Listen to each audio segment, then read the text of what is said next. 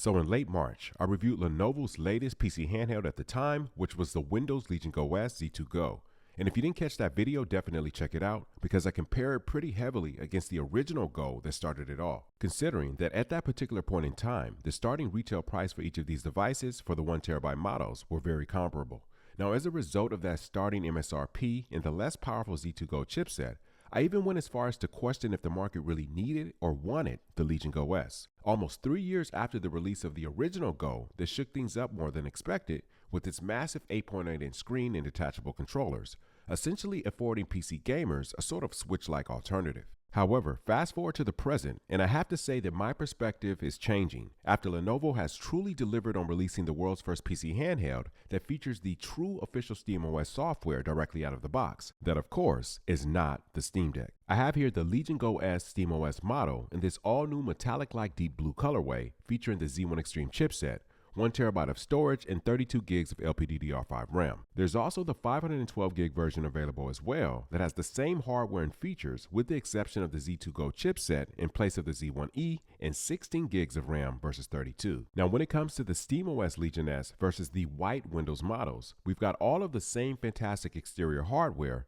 that honestly made me a little envious as someone coming from the original. But there's a slight detail difference between Windows and the SteamOS version outside of the overall color. On the top left, the official Steam button now replaces the Legion Space button, and over on the other side, the Steam Quick Access button now replaces the Legion Menu button. A small detail that's actually a huge deal when it comes to transforming an otherwise Windows-crafted device in appearance and functionality. And of course, the large 6x10 8-inch display is carried over as well that features a native landscape 1920 by 1200p LCD panel with VRR and 120Hz support. So if we stack these specs up against the original Go, the Go S obviously doesn't come out on top in all areas, but I think it does have an advantage in the categories that are most crucial with providing the most optimum gaming experience within the limitations of the Z1 Extreme chipset. And what's most exciting for me is that it achieves this without requiring too much compromise in those areas where it falls a little short. The biggest advantage the original Go has in comparison to the Legion S, if we place the removable controller dynamic aside, would have to be the 8.8-inch screen versus the 8.0 display on the Legion S, and the 144Hz versus 120. It's definitely up to your personal preference in terms of the specs you deem as highest priority, but I love the fact that the Legion S model doesn't feel like a downgrade or like I'm making a ton of compromises coming from the older brother. The 8-inch display, especially with the taller 16:10 aspect ratio, feels very substantial to maintain that immersion that I've become accustomed to. And the 4 function buttons up above, similar to the ROG Ally, provides a much more comfortable user experience over not just the original Legion Go, but in my opinion, even over the Steam Deck itself. So before I get into some games and performance, I want to take a bit of a deeper dive into the SteamOS user experience on the S versus my original Legion Go that I've had loaded with Bazzite for a very long time now. First off, I gotta say that I love the implementation of the Steam Deck hotkeys, and you can even pull up the global hotkey list by holding down the Steam button as you could on the Steam Deck. One of my favorites is the ability to adjust brightness without having to load the quick menu by simply holding the Steam button and the left joystick. As currently constructed, Bazzite unfortunately cannot replicate this on the OG Go, but it's a feature that I always miss when I'm not playing the Steam Deck. However, there was an early bug that surfaced on the Legion S, where pulling up the Steam or Quick Access menu while a game is loaded would temporarily disrupt the controller and trigger a warning. Of course, that bug surfaced when I wasn't filming, but I'm happy to report that a recent Steam update seems to have corrected it. So now, as of this recording, the only controller bug that I'm noticing is that some games will suddenly become unpaused while adjusting settings in these menus.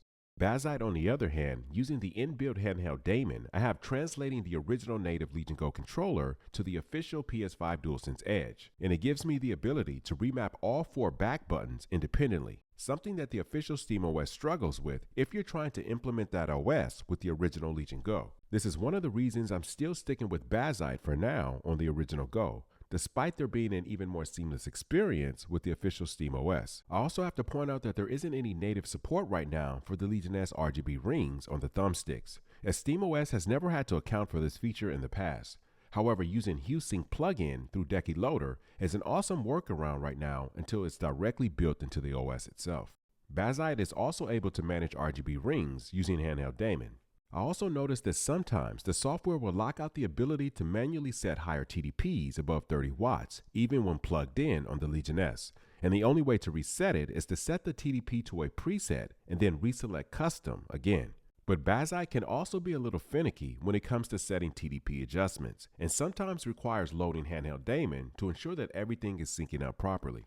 Overall, the everyday experience across both of these Linux layered OSs is incredible. But native SteamOS on the Legion S is a friendly reminder that no other form of Linux is as simplistic and reliable from day to day. Throughout my extensive use of Bazzite on the original Go, there have been unexpected crashes that have occurred, some even from official SteamOS updates. I even recall a time when Bazzite failed to boot completely for several days, and my Go was essentially bricked. I had to do heavy research and do a big OS tree rollback to finally get my device back up and running. Outside of the small initial bugs described, SteamOS does bring a level of comfort and reassurance, and I think that there's really something to be said about a device that you don't immediately have to tinker with out of the box. If you don't want to have to worry about things like disabling secure boot in BIOS, flashing the Bazzite image on an external drive, or creating partitions for dual booting, or backing up your OS just in case you screw things up, then native SteamOS is truly a breath of fresh air. And I really hope we see it officially shipped pre-installed on other devices, because simply slapping SteamOS on every PC handheld that you own can and will result in controller incompatibility and other unforeseen issues. Now, on a side note, when I do want a tabletop style setup for my Legion S, I've actually been using the original Go controllers paired to it alongside this cheap Legion S case off of Amazon that has the poorest excuse for a kickstand that I've ever seen. So to mitigate that, I added a mechanism adapter, which I use in tandem with their kickstand or alongside their mechanism gaming pillow to help reduce neck strain. But in order to pull this off, it turns out that the official Legion Go controller charger grip is essential to simplifying the initial pairing process in the very beginning. But once the controllers are synced up, you can detach them from the grip and use them just as you would with the original Go. The only caveat is that you won't have the full back button support in SteamOS, unfortunately, as Steam simply recognizes the controller as an Xbox 360 controller. And I haven't had any luck getting around this so far using the Legion Go Remapper Decky plugin. But if you have managed to get any other device other than the original Go to recognize these back buttons, please do let me know down in the comments below. Okay, couple of things I want to preface before I dive into performance. At this point, it's pretty much the consensus that Linux generally outperforms Windows on these PC handhelds. So I don't want to beat a dead horse with showing you guys a ton of Windows performance numbers versus SteamOS, highlighting that Linux is better, because really we already know that. And now that lossless scaling has come to Linux, that's one less benefit that Windows has in its arsenal. Anyway, what I'm mainly going to highlight is performance on official SteamOS on the Legion Go S Z1 Extreme and the Steam Deck OLED, versus Bazzite on the original Go and the Legion Go Z2 Go. I will show a little bit of Windows though, which will appear on the ROG Ally, which is still solely running the original Windows OS out of the box. That said, these first three graphs are from Ratchet & Clank in-game averages. I brought the resolution down to 800p across the board. FSR is enabled, but FrameGen is not, and the graphics presets are going from low, medium to high. Key takeaways: the Steam Deck OLED pulled in the highest FPS average at 10 watts, regardless of the graphics preset. The Legion Go Z2 Go actually pulled in a slightly higher average as well at 10 watts at low and medium settings, but at 15 watts and above, the two Z1E devices soared to the top. And they trade blows back and forth for low and medium graphics settings, but when graphics are brought up to high, notice that the SteamOS Legion Go S destroys the Legion Go at 15 watts, 38 FPS average to 21. And at 30 watts, the Steam Legion S had a 6 frame higher average. Now at 1080p, the deck obviously will exit the race, but we have the same 15 watt TDP dominance for the SteamOS Legion S, generating more than 10 FPS average increase. I also wanted to highlight that at 15 watts, the SteamOS Legion S generated the identical 40 FPS average as the Steam Deck at the same power level, but at a 1080p resolution versus 800p on the deck. Now at 20 watts and up, things start to balance out a bit, but the Steam Legion S does have access to a max 40 watt TDP to the original Go's 30.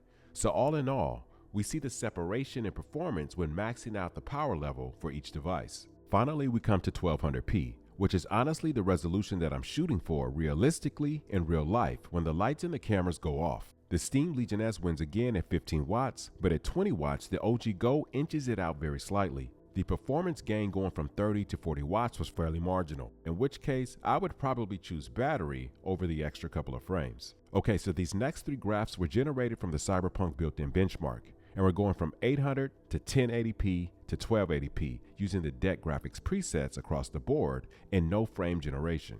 At 800p, the Steam Legion S actually beats out the Steam Deck OLED at 15 watts, 51 to 40 average FPS, which I was really impressed by. And it inched out the original at all power levels as well. However, at 1080p and 1200p, the Steam Legion S and the original Go start to trade blows back and forth again at 20 watts and up. You can see I also have the ROG Ally Windows performance here as well at 800p, and it falls pretty convincingly behind the two Z1 Extremes. However, at 1080p at 15 watts, it actually came in as the slight victor. Moving over to Horizon Zero Dawn built-in benchmark at 1200p, graphics preset performance, no frame generation, and the Steam Legion S delivered an incredible performance showing, coming in at some power levels over 10 FPS average higher. Visually, you can just see the benchmark running faster, smoother, and I really like this VRAM visualization. The Steam Legion S just has a lot more headroom to work with, and in addition to VRR that the original Go is missing, the system just feels a lot less strained at times versus the original. Take Stellar Blade for example, a game that you really don't want to sacrifice on too much visually. I've been testing out on both Z1E handhelds, keeping everything 1:1, a resolution of 1200p, very high graphics presets, FSR set to performance, and frame gen enabled. And you can see this massive headroom the Legion S has on VRAM over the older brother. I'm going all out on TDP when plugged in, and I cannot believe how much smoother this game runs on the Steam Legion S. Right here, Eve's just standing there, and I'm pulling in 8 to 9 FPS average more on the Legion S versus the original. This is also the case if I just sit back and run auto drive on Cyberpunk 2077. Same parameters, same results. I also wanted to show you guys a graphic of Shadow of the Tomb Raider and Guardians of the Galaxy, both produced from a 1200p resolution. I pushed the graphics to the highest for Tomb Raider, and I went with the medium preset for Guardians, no frame generation, and these were the results. Now when it comes to battery life, I put the Steam Legion S against the Deck OLED, the OG Go, and the Legion S Z2. I even threw in the Switch 2 for giggles. I set the TDP to 15 watts across the board for all PCs, set graphics to Steam Deck preset, and resolution to 800p, which actually favors the PCs given that the Switch 2 is outputting at 1080p. 30 minutes in, these were the results. 1 hour in, 1 hour and 30 minutes in, 1 hour and 46 minutes in, at which time the original Go and the Deck OLED actually died, and the Z2 Go will shortly follow. And at 1 hour and 56 minutes in, the Steam Legion S was at 5% and the Switch 2 was at 9%. 1 hour and 58 minutes in, the Legion S finally died, leaving the Switch 2 as the last man standing, and at about 2 hours and 10 minutes, the Switch 2 was about to die and I powered it off. So all in all, the SteamOS Legion Go is extremely battery efficient while maintaining surprisingly strong performance at 15 watts. And I did not expect it would outlast the Z2 Go running Bazzite by 8 minutes, which has the identical 5.5 watt-hour battery. I also love the 40 watt TDP boost when you're plugged in, and battery life is of no concern. So if you follow the channel, you know I'm a huge fan of the original Legion Go. When I'm at home but away from my main setup, it's been my primary PC handheld driver for some time now because it offers strong performance, great flexibility, and it has the best immersion possible right now at an 8.8-inch display. When I'm away from my home, however, I generally rely on the Steam Deck OLED for the best compromise with regard to performance and battery life. But with the release of this SteamOS Legion Go S Z1E, for the first time in a long time, it feels like that hierarchy is beginning to shift because this Legion S model offers surprisingly strong performance at lower TDP levels, even with higher in-game resolutions that in real life I typically play at. Even though we're working with the same Z1E chipset, in my experience, the original Legion Go needs a TDP bump of 20 watts or more to match the Legion S FPS output. So even though the battery has only been increased from 49.2 to 55.5 watt hours over the original Go, the Legion Go S battery life feels much more substantial than I expected, which means that for me, it could potentially fit the bill for both at-home and on-the-go usage as a bona fide primary. And though the screen is not quite 8.8, it is a legit 16 by 10, 8 inches, VIR 120Hz native landscape display.